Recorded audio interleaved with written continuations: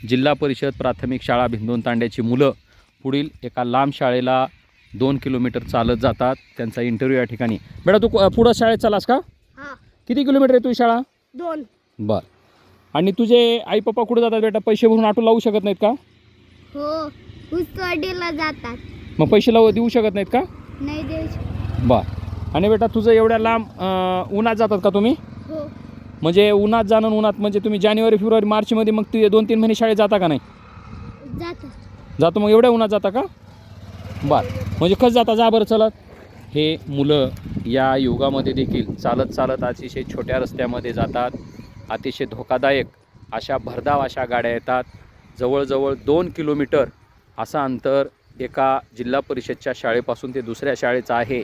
शिक्षणाच्या या चालत असताना जीव धोक्यात घालून अशा मोठ्या मोठ्या शाळा गाड्या येतात, छोट्या गाड्या येतात आणि मुलं हे चालत चालत जातात। इतकं धोकादायक परिस्थितीमध्ये या मुलांचं शिक्षण, मुले उन्हात पायात अनवाणी आहेत, कारण आईवडिलांची परिस्थिती ही अतिशय नाजूक, ऊसतोड हिला गेलेले आहेत। पायात काही नसताना एवढ्या कडक उन्हामध्ये हे मुलं जातात।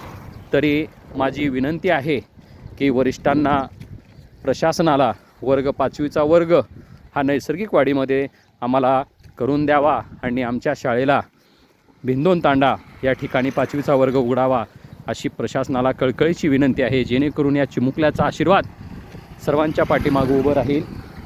हे असे भरधाव वाहने येतात, सारखं वाहनं जातात, तरीही हे मुलं रस्त्याच्या एका कडेनं जाणं येणं करतात आणि हे मुलं अशा पद्धतीनं जीव धोक्यात घालून शाळेकडे निघालेले आहेत।